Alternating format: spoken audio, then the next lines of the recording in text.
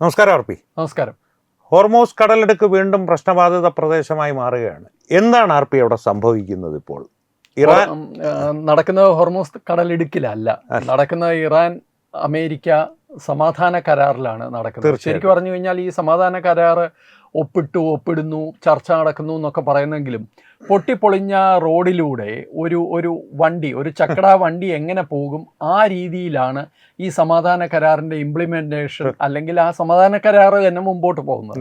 ആർക്കും ഒരു ഉറപ്പുമില്ല ഇങ്ങനെ ഒരു സമാധാന കരാർ നിലവിൽ വന്നു എന്നും ലോകത്തിന് സമാധാനം ഉണ്ടാകുമെന്നും. ആർക്കും ഒരു തൃപ്തിയുമില്ല. അമേരിക്കയ്ക്ക് തൃപ്തിയില്ല, ഇറാന് തൃപ്തിയില്ല, ഇസ്രായേലിന് ഒരു തൃപ്തിയുമില്ല.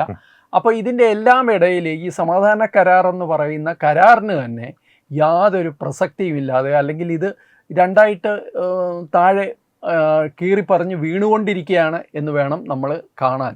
കാരണം എന്താണെന്ന് വെച്ച് കഴിഞ്ഞാൽ, ഇപ്പോൾ ഹോർമൂസ് കടലിടുക്ക് വീണ്ടും അടച്ചു എന്ന് ഇറാൻ ഒരു പ്രസ്താവന നടത്തിയിട്ടുണ്ട്.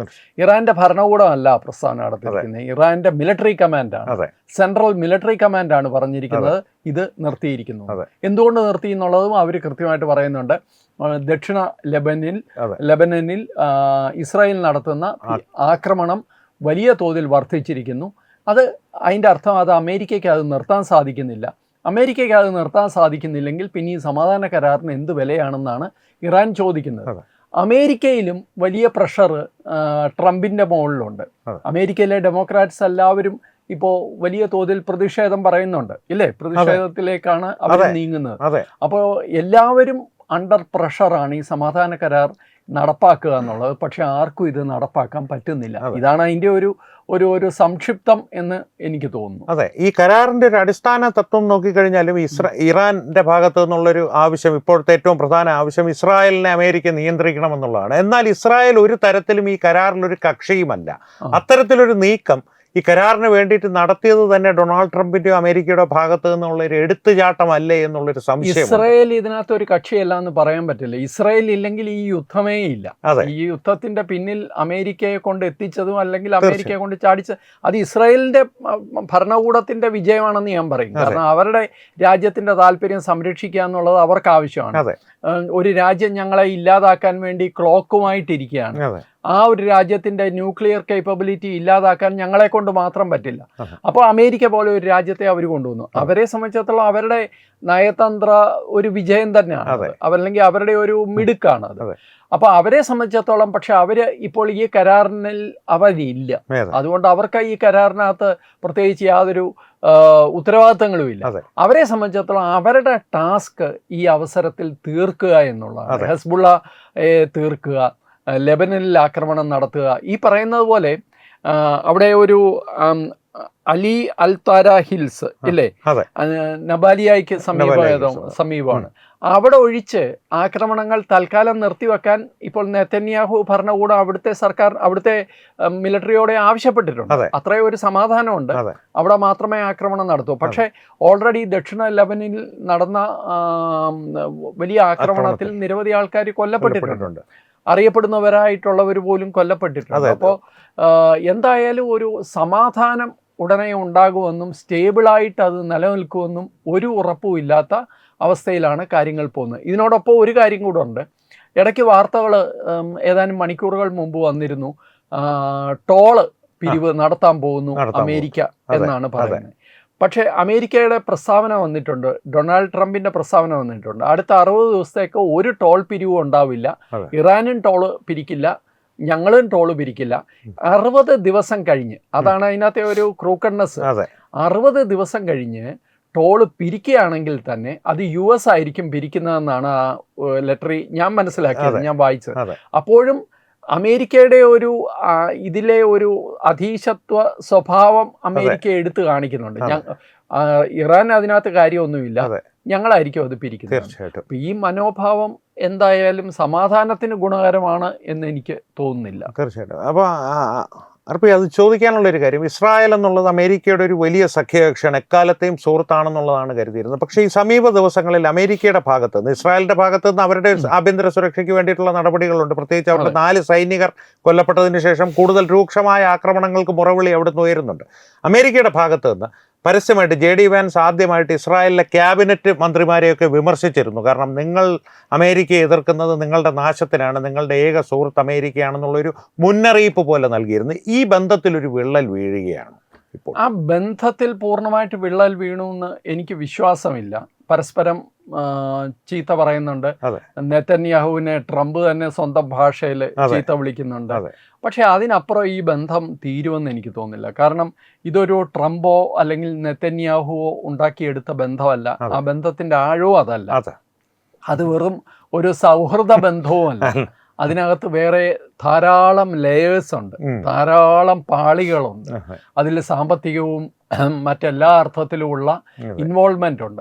അതുകൊണ്ട് ഇസ്രായേലിനെ കൈവിടാൻ അമേരിക്കയ്ക്കോ അമേരിക്കയെ കൈവിടാൻ ഇസ്രായേലിനോ സാധിക്കില്ല. അത് ഇസ്രായേൽ അമേരിക്കയ്ക്കകത്താണ്, അമേരിക്കയ്ക്ക് പുറത്തല്ല. അത് കൃത്യമായിട്ട് മനസ്സിലാക്കണം. അമേരിക്കയ്ക്കകത്ത് ഏറ്റവും കൂടുതൽ ഏതെങ്കിലും ഒരു രാജ്യത്തിന് വലിയ സ്വാധീനമുണ്ടെങ്കിൽ അത് അമേരിക്കയുടെ സകല മേഖലകളിലും, രാഷ്ട്രീയ, ഭരണ, ശാസ്ത്ര, ഏത് മേഖല എടുത്തോളൂ, അതിൽ ഇസ്രായേലുണ്ട്. അപ്പോൾ ഇസ്രായേൽ അമേരിക്കയ്ക്ക് അകത്തിരിക്കുന്ന സാധനമാണ്, അത് പുറത്തല്ല. അതുകൊണ്ട് അത്ര എളുപ്പം ഇത് പോകുമെന്ന് എനിക്ക് തോന്നുന്നില്ല. പക്ഷേ ഒരു വിള്ളലോ അല്ലെങ്കിൽ ഉലച്ചിലോ സംഭവിച്ചിട്ടുണ്ട്. അത് താൽക്കാലികം മാത്രമാണ് എന്നാണ് ഞാൻ വിശ്വസിക്കുന്നത്. ഈ ഹോർമൂസിൽ ഇപ്പോൾ വികസിച്ചു വരുന്ന സംഭവ വികാസങ്ങൾ കുറച്ചു കാലമായി തുടരുന്നത് ഒരു സ്ഥിരതയുമില്ലാത്ത, ആർക്കും ഉണ്ടെന്നുറപ്പില്ലാത്തൊരു കരാർ. ഇത് ഭാരതത്തിന് എങ്ങനെയായിരിക്കും ബാധിക്കുന്നത്? ഒരു ഊർജ്ജ പ്രതിസന്ധി നമ്മൾ വീണ്ടും, നമ്മൾ മാത്രമല്ല, ലോകത്തുള്ള ഈ രാജ്യങ്ങളെല്ലാം തന്നെ വീണ്ടും ബാക്ക് ടു സ്ക്വയർ വണ്ണിലേക്ക് പോവാണ് ഹോർമൂസ് അടച്ചു കഴിഞ്ഞാൽ. പക്ഷെ ഞാൻ വിചാരിക്കുന്നത് അതിനിടയിലും നമുക്കൊരു സാധ്യതയുള്ളത്, ഇപ്പോൾ സ്വിറ്റ്സർലൻഡിൽ JD വാൻസ് അവിടെ എത്തിയിട്ടുണ്ട്, ഇറാൻ്റെ പ്രതിനിധികൾ ഇപ്പോൾ അവിടെ എത്തിയിട്ടുണ്ട്. അപ്പോൾ സ്വിറ്റ്സർലൻഡിൽ വീണ്ടും ഒരു ചർച്ചയ്ക്കുള്ള സാധ്യതയുണ്ട്. ചർച്ച തന്നെ ചെയ്യാൻ പോവുകയാണ്. അപ്പോൾ ഇറാൻ ഭരണകൂടം പറയുന്നത് ഞങ്ങൾ ആൾക്കാരെ അവിടെ വിടുന്നത് JD വാൻസിന് മുന്നറിയിപ്പ് കൊടുക്കാനാണ്, അമേരിക്കയ്ക്ക് മുന്നറിയിപ്പ് കൊടുക്കാനാണ്. ഇത് നിങ്ങൾ ചെയ്യുന്നത് ശരിയല്ല, നിങ്ങൾ കരാറിൽ ഉറച്ചു നിന്നില്ലെങ്കിൽ പ്രശ്നമാണ് എന്ന് ഞങ്ങൾ മുന്നറിയിപ്പ് കൊടുക്കാനാണ്, അല്ലാതെ വേറെ ചർച്ചയില്ല എന്നാണ് അവർ പറയുന്നത്. പക്ഷെ എന്നാലും ചർച്ച നടക്കും. ചർച്ച നടക്കുന്നതിലൂടെ താൽക്കാലികമായിട്ടെങ്കിലും ഇപ്പോഴത്തെ ഈ പ്രശ്നം ഒന്ന് മാറ്റിവെക്കാനും, ഈ 60 ദിവസം എന്നുള്ള ഒരു ഇതുണ്ടല്ലോ, ഇപ്പം ആക്ച്വലി എന്താ സംഭവിച്ചിരിക്കുന്നത്, ഈ കരാർ എന്ന് പറയുന്നത് തന്നെ വലിയൊരു സംഭവമൊന്നുമല്ല. ആകെ കൂടെ ഹോർമൂസ് കടലിടുക്ക് തുറക്കും, ഇറാൻ ഉടൻ ന്യൂക്ലിയർ ആയുധങ്ങളൊന്നും ഉണ്ടാക്കില്ല. അങ്ങനെ 2-3 കാര്യങ്ങളിൽ മാത്രമാണ് ഒരു ഒരു ഒരു ഒരു ഒരു തീരുമാനമായത്. ഇപ്പോൾ ആ തീരുമാനം പോലും ഉലച്ചിൽ തട്ടിയിട്ടുണ്ട്, ആ തീരുമാനങ്ങൾ. അപ്പോൾ ഇത് തൽക്കാലം വീണ്ടും ഏച്ചു കെട്ടി മുന്നോട്ട് പോയാൽ ലോകത്തിൻ്റെ ഊർജ പ്രതിസന്ധി മാറണം. ഭാരതം ഉൾപ്പെടെയുള്ള രാജ്യങ്ങൾ പിടിച്ചു നിൽക്കുകയാണ്. അപ്പോൾ ആ പിടിച്ചു നിൽക്കുന്നതിനും ഒരു പരിധിയുണ്ട്. അതിനപ്പുറത്തേക്ക് ഇത് പോയി കഴിഞ്ഞാൽ എല്ലാവരെയും ബാധിക്കും.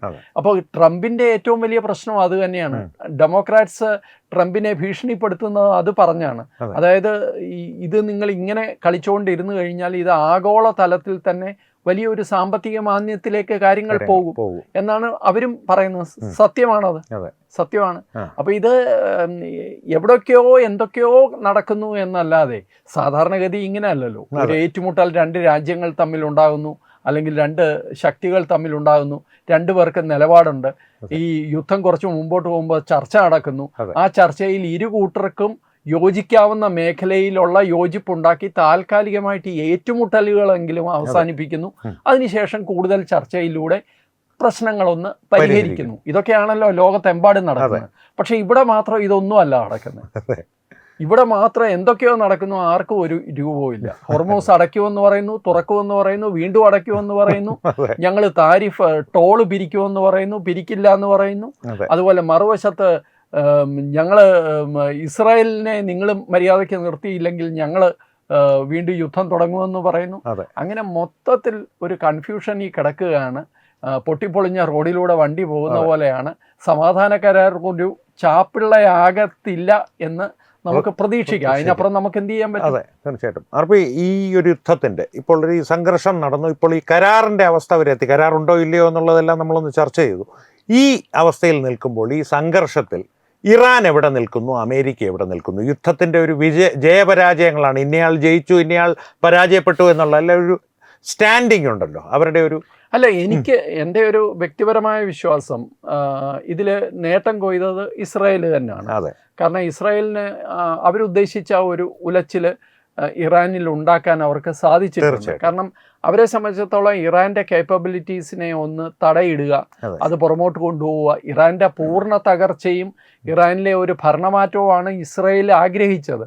അത് സംഭവിച്ചില്ല എന്നുള്ളതേ ഉള്ളൂ. പക്ഷേ ഇറാൻ കാര്യമായി ക്ഷീണിച്ചിട്ടുണ്ട്.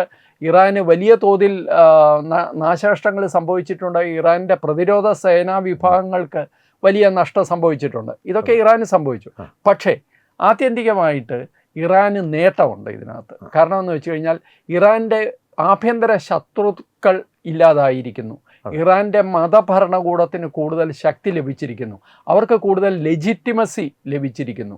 ഞങ്ങൾ അമേരിക്കയോടെ കിടപിടിച്ച് നിന്ന, അല്ലെങ്കിൽ അമേരിക്കയുടെ മുമ്പിൽ സറണ്ടർ ചെയ്യാത്ത ഒരു രാജ്യം എന്ന നിലയിൽ ഒരു വലിയ ഹീറോ പരിവേഷം ഇവർക്ക് ഈ പറയുന്ന ആൾക്കാരുടെ ഇടയിലെല്ലാം ഉണ്ടായിട്ടുണ്ട്. അത് അറബ് രാജ്യങ്ങളുടെ ഭരണകർത്താക്കൾക്ക് അത് യോജിപ്പില്ല, അത് അവരുടേതായ കാരണങ്ങളുണ്ട്. പക്ഷേ മൊത്തത്തിൽ ഒരു ഇസ്ലാമിക ലോകത്ത് ഇറാൻ്റെ ഒരു സ്റ്റേച്ചർ വല്ലാതെ ഉയർന്നിട്ടുണ്ട്. അമേരിക്കയെ സംബന്ധിച്ചിടത്തോളം ഇതൊരു നഷ്ടക്കച്ചവടം തന്നെയാണ്. അമേരിക്ക എന്തിനാണ് ഈ യുദ്ധം ചെയ്തത്, എന്തിനാണ് ഈ കോടിക്കണക്കിന് ഡോളർ കളഞ്ഞത് എന്നുള്ളതിന് അമേരിക്കയ്ക്ക് തന്നെ ഉത്തരവില്ല. അമേരിക്ക എന്താണ് നേടിയത് യഥാർത്ഥത്തിൽ? ഹോർമൂസ് കടലിടുക്ക് തുറന്നതോ? ഹോർമൂസ് കടലിടുക്ക് നേരത്തെ തുറന്നിരുന്നതല്ലേ. അപ്പോൾ പിന്നെ എന്താണ് നേടിയത്? ഇറാൻ ആണവായുധങ്ങൾ ഉണ്ടാക്കില്ല എന്ന് പൂർണ്ണമായ ഉറപ്പ് നൽകിയിട്ടുണ്ടോ? എനിക്കതും സംശയമുണ്ട്. അപ്പോൾ എന്താണ് ഈ യുദ്ധം കൊണ്ട് അമേരിക്ക, ട്രംപ് നേടിയത് എന്ന് ചോദിച്ചു കഴിഞ്ഞാൽ ഉത്തരം പറയാൻ അല്പം ബുദ്ധിമുട്ടേണ്ടി വരും. തന്നെയുമല്ല, ഈ അമേരിക്കയുടെ ഒരു അപ്രമാദിത്വം എന്നൊരു ലോകം മുഴുവൻ ഒരു ജിയോ പൊളിറ്റിക്സ് മാറുകയാണ്. അതിനകത്ത് ഒരു സംശയവും ഇല്ല. അത് ഭാരതത്തിന്റെ നീക്കങ്ങൾ കണ്ടു കഴിഞ്ഞാൽ തന്നെ നിങ്ങൾക്ക് മനസ്സിലാവും. ഈവൻ അമേരിക്കയ്ക്ക് അവരുടെ ഏറ്റവും നല്ല സഹകാരികളെ, അവരോടൊപ്പം നിന്ന സഖ്യകക്ഷികളെ അമേരിക്കയ്ക്ക് നഷ്ടപ്പെടുകയാണ്. അത് യൂറോപ്യൻ യൂണിയന്റെ കാര്യത്തിൽ ആയാലും മറ്റേത് രാജ്യത്തിൻ്റെ കാര്യത്തിലായാലും അമേരിക്കയെ നമ്പാൻ പറ്റില്ല, ട്രംപ് ഭരണകൂടത്തെ നമ്പാൻ പറ്റില്ല എന്നുള്ള ഒരു തോന്നൽ ഇപ്പം എല്ലാവർക്കും ഉണ്ട്. അത് അമേരിക്കയ്ക്ക് വലിയ നഷ്ടമാണ്. നമ്മളെ സംബന്ധിച്ചിടത്തോളം നമുക്കതൊരു ഓപ്പർച്യൂണിറ്റിയുമാണ്. നമ്മൾ യൂറോപ്യൻ യൂണിയനുമായിട്ടും നമ്മൾ പല മേഖലകളിലും ചർച്ചകൾ നടത്തുകയും കരാർ ഒപ്പിടുകയും ഒക്കെ ചെയ്തത് ഇതിൻ്റെയൊക്കെ ഭാഗമാണ്. അപ്പം നമ്മളെ സംബന്ധിച്ചിടത്തോളം നമുക്ക് പറ്റുന്ന കാര്യങ്ങൾ നമ്മൾ ചെയ്യുന്നുണ്ട്. പക്ഷേ ഊർജ്ജ പ്രതിസന്ധി നമ്മളെ മറ്റുള്ള രാജ്യങ്ങളെ പോലെ തന്നെ നമ്മളെയും ഭീഷണിപ്പെടുത്തുന്നുമുണ്ട്. തീർച്ചയായിട്ടും. അവസാനമായിട്ട് ആർപി, ഈ അറബ് രാജ്യങ്ങളുടെ കാര്യം, ഇപ്പോൾ ഇസ്ലാമിക ലോകത്തിൻ്റെ കാര്യം പറഞ്ഞു, അപ്പോൾ ഭരണാധികാരികളുടെ കാര്യം ആർപി ഒന്ന് സൂചിപ്പിച്ചിരുന്നു. ഇസ്ലാമിക രാജ്യത്ത്, ഗൾഫ് രാജ്യങ്ങൾ, പ്രത്യേകിച്ച് ഖത്തർ, സൗദി ആകട്ടെ, UAE ആകട്ടെ, ഇവയെല്ലാം ഇറാൻ ഈ കണ്ണുമടച്ചുള്ള ആക്രമണങ്ങൾ ഈ രാജ്യങ്ങൾക്ക് നേരെ നടത്തിയിരുന്നു. അവർക്കതിൽ വലിയ വിരോധവുമുണ്ട് ഇറാനോട്. ഈ ഒരു രാഷ്ട്രീയ മാറ്റം, നേരത്തെ തന്നെ ഇറാനോട് അവർക്കൊരു ശത്രുതയുണ്ട്, പക്ഷേ ഒരു കൈയകലം പാലിക്കുകയായിരുന്നു. പക്ഷേ ഇപ്പോൾ ഏതാണ്ട് ഒരു പൂർണ്ണമായ ശത്രുതാ മനോഭാവം സൂക്ഷിക്കുന്ന അവസ്ഥയിൽ കാര്യങ്ങൾ. ഇത് ഇസ്രായേലിന് എങ്ങനെ ഗുണകരമാവും? ഭാരതത്തിന് നേരത്തെ പറഞ്ഞ ഒരു ഓപ്പർച്യൂണിറ്റിക്ക് ഇസ്രായേലിന് ഗുണകരമാണ്. ഭാരതത്തിന് ഇപ്പോൾ തന്നെ ഈ രാജ്യങ്ങളെല്ലാമായിട്ടും നല്ല ബന്ധമാണ്. ഇറാനുമായിട്ടും നല്ല ബന്ധമുണ്ട്. ഇറാനുമായിട്ട് ബന്ധമില്ല എന്ന് നമുക്ക് പറയാൻ പറ്റില്ല. ഇറാൻ ഒരിക്കലും തുർക്കി ചെയ്ത പോലെ, അല്ലെങ്കിൽ മറ്റേതെങ്കിലും ഒരു രാജ്യം ചെയ്തതുപോലെ പാകിസ്ഥാനോട് ചേർന്ന് നിന്ന്, ഇപ്പോൾ പാകിസ്ഥാനാണ് നെഗോസിയേഷൻ നടത്തുന്നതിൽ ഒരു രാജ്യം. അവരുടെ പ്രതിനിധികളും നമ്മളുടെ ഫീൽഡ് മാർഷൽ അസീം മുനീറൊക്കെ സ്വിറ്റ്സർലൻഡിൽ എത്തിയിട്ടുണ്ട്. പക്ഷേ ഇറാൻ അതുപോലെ പാകിസ്ഥാനോട് ചേർന്ന് ഇന്ത്യ വിരുദ്ധ നിലപാടൊന്നും എടുക്കാൻ പോകുന്നില്ല. അതുകൊണ്ട് ഇറാനുമായിട്ട് നമുക്ക് ബന്ധമുണ്ട്. അതുകൊണ്ട് നമ്മളെ മാറ്റി നിർത്തുക. പക്ഷേ ഇസ്രായേലിനെ സംബന്ധിച്ചിടത്തോളം ഇതൊരു വലിയ ഗുണമാണ്. കാരണം ഈ അറബ് രാജ്യങ്ങൾ ഒന്നും തന്നെ അവരാക്രമിക്കപ്പെടേണ്ട യാതൊരു കാര്യവും ഇല്ല. അവിടെ US ബേസ് ഉണ്ട്. US ബേസ് ആക്രമിച്ചതെന്നൊക്കെ പറയുന്നുണ്ടെങ്കിലും അല്ലാതെയുള്ള സിവിലിയൻ ടാർഗറ്റ്സും ആക്രമിക്കപ്പെട്ടു എന്നുള്ളത് സത്യമാണ്. അത് ഈ അറബ് രാജ്യങ്ങൾ ആരും പ്രതീക്ഷിച്ച കാര്യമല്ല. അവരെ സംബന്ധിച്ചിടത്തോളം അവരുടെ ഒരു സേഫ് സോണാണ്. അവിടെ ബിസിനസ്സും ലഷറും ഒക്കെ നടക്കുന്ന ഒരു ലോകത്തിന് വേണ്ടിയിട്ടുള്ള ഒരു സ്ഥലമായിട്ട്, അത് വളരെ സേഫായിട്ടുള്ള ഒരു സ്ഥലമായിട്ട് അവർ കണ്ടിരുന്നത്. പക്ഷെ അവിടെ ഇറാൻ ആക്രമിക്കുമെന്ന് അവരൊരു പക്ഷേ പ്രതീക്ഷിച്ചില്ല. അതുകൊണ്ട് ഇനി ആ ബന്ധങ്ങൾ പൂർണ്ണമായിട്ട് ഇനിയും ഒന്ന് നേരായി വരാൻ തീർച്ചയായിട്ടും സമയമെടുക്കും. പക്ഷേ അതിനിടയിൽ ഇസ്രായേൽ ഓൾറെഡി തന്നെ സൗദി അറേബ്യ പോലെയുള്ള രാജ്യങ്ങളുമായിട്ട് വലിയ തോതിൽ ബന്ധങ്ങൾ സ്ഥാപിച്ചിട്ടുണ്ട്. അതുകൊണ്ട് ആ ബന്ധങ്ങൾ കൂടുതൽ ശക്തമാകും. പക്ഷേ ഇസ്രായേലിനെയും നമ്മുടെ ഈ പറയുന്ന അറബ് രാജ്യങ്ങൾ കണ്ണുടച്ച് വിശ്വസിക്കുമെന്നൊന്നും നിങ്ങൾ വിചാരിക്കരുത്. ഇതെല്ലാം മാരേജ് ഓഫ് കൺവീനിയൻസ് മാത്രമാണ്. അതങ്ങനെ തുടരും തീർച്ചയായിട്ടും. അപ്പോൾ തീർച്ചയായിട്ടും എന്തായാലും ഈ കരാറിന്റെ വികസനവും എന്താകും, ഈ ഇല്ലാത്ത കരാറിന്റെ കാര്യം നമുക്കൊന്ന് നോക്കാം. വീണ്ടും കാണാം. നമസ്കാരം.